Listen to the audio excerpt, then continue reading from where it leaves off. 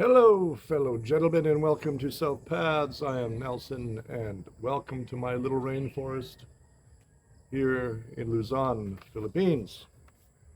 I'm going to try and reach out in this video to people that don't generally watch my videos um, because I find that I'm going over old ground too much, and frankly, those videos are getting boring for me. So I'm going to reach out to something new. And as you saw by my rather loud thumbnail, what is life? Who are we? What are we doing?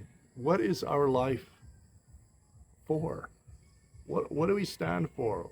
What are we here for? Why do we care? Do we care? Have we given up on caring? Did we never care? Were we a born nihilist? Those guys must feel free. Holy crap.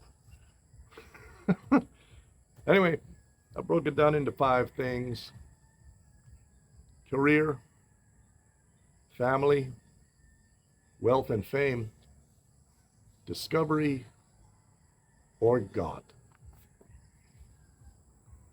Career. Wow. Some of us have that.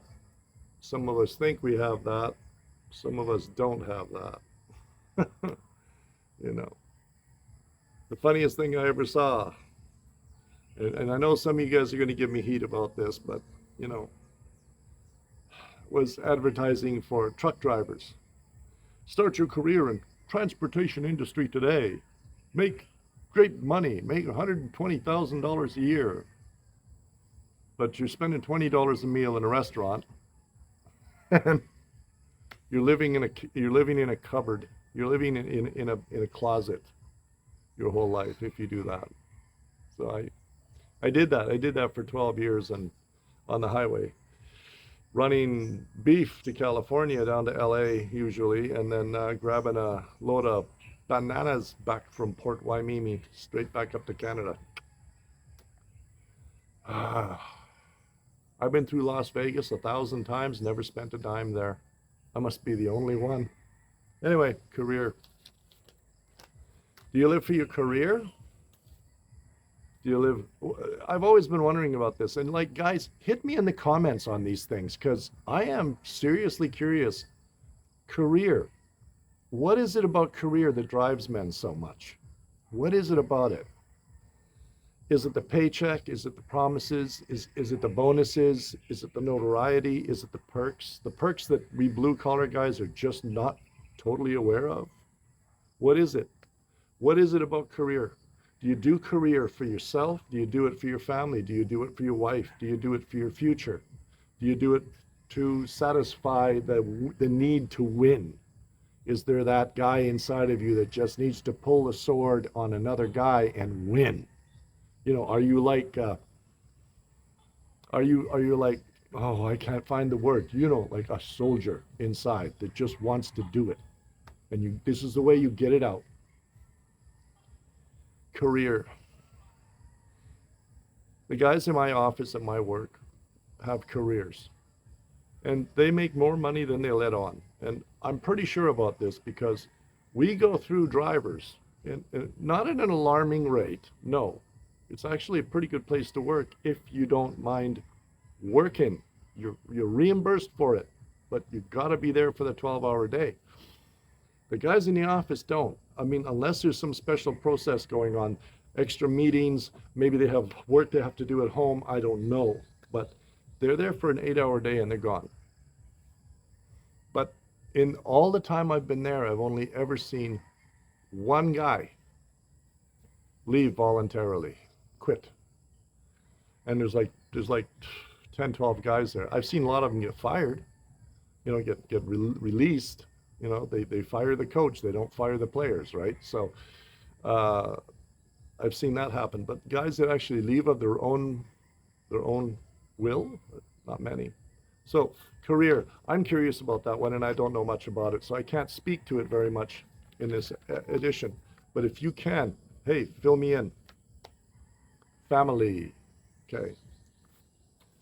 Family is a good reason to live if you have a good family.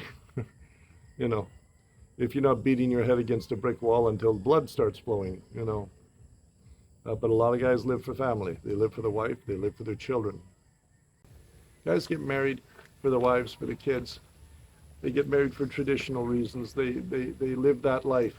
That's the one they live, and they're satisfied with it. And slowly but surely, they put a few kitties, a few shekels away in the kitty, and they, at retirement time, they put up their boots and get the fishing rod out, and him and Mama go see Greece, Venice, Paris, do what they wanted to do, get out the bucket list, and they start marking things off.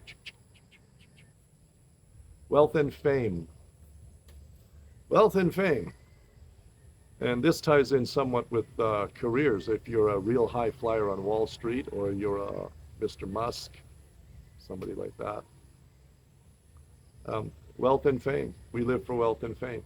Power, perks, an exclusive lifestyle that most people don't have. Beautiful clothes, expensive suits, fantastic lives, great food, beautiful drink, beautiful women, beautiful lives, beautiful backdrops everywhere they go, giant houses, gorgeous cars. We all just, would love to take that for a spin, So, wealth and fame, rock and roll, maybe a musician, maybe a guy who invents the next mode of propulsion for rocket ships. Who knows? But wealth and fame. Wealth and fame. For those A-type personality guys, they live for that. Discovery, number 4. Discovery. These are the guys that live to discover things like Oppenheimer or the nuclear bomb, Einstein,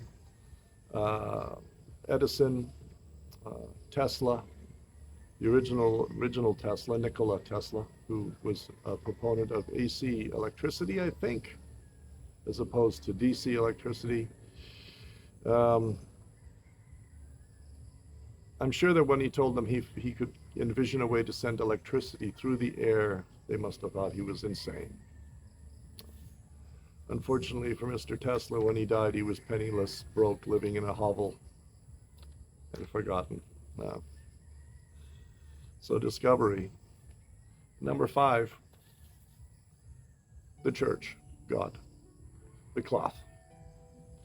These are people that decide to help others because nobody's doing that anymore.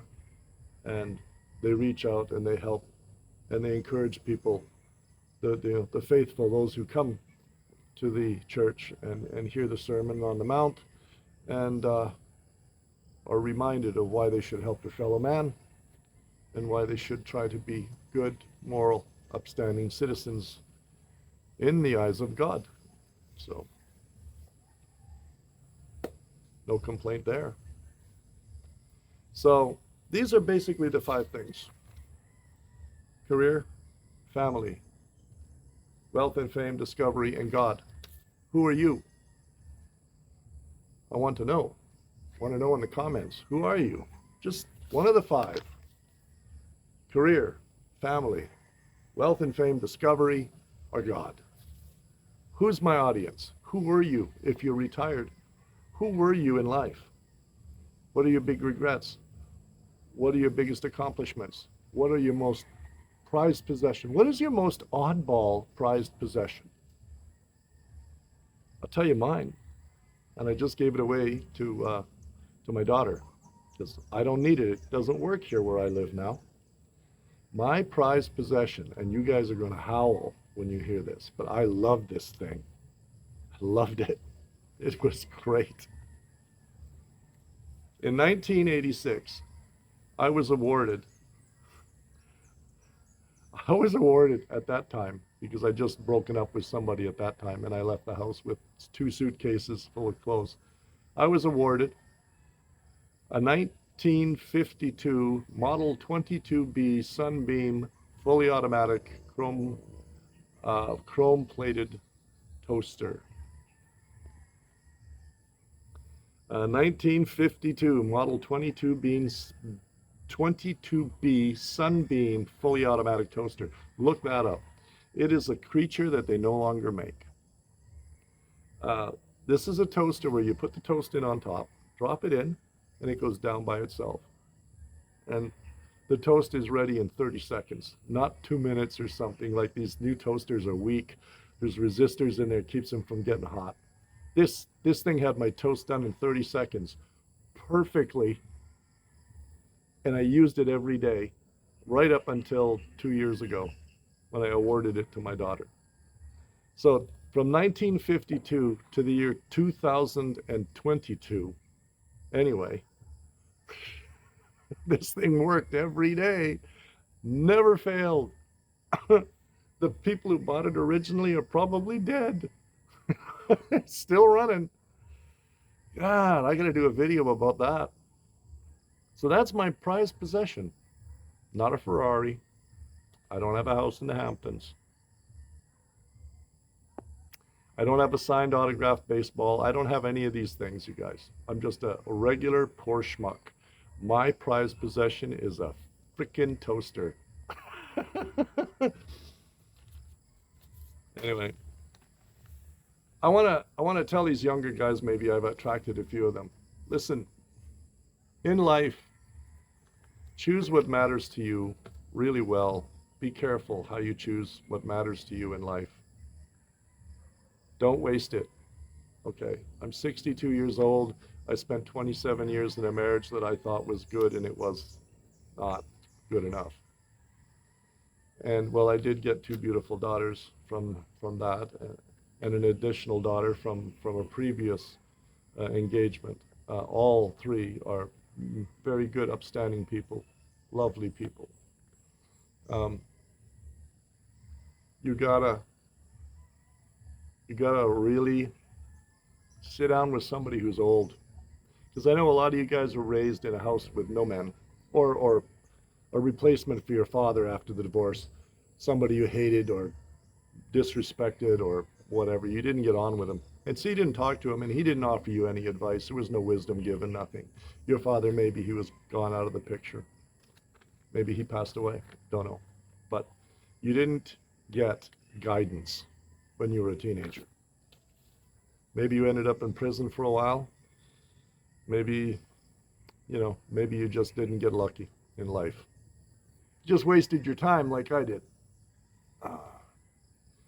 And you had no guidance like I did. I had no guidance.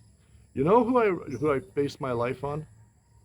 John Wayne, Bukowski, Hemingway, and John Huston, the director. Stories about John Huston, Hemingway, John Wayne, and Bukowski.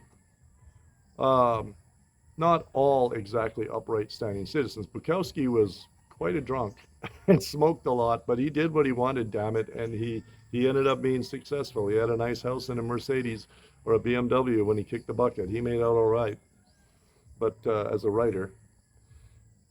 But I learned on the way through trial and error, and until I was, in my 30s, I really screwed up.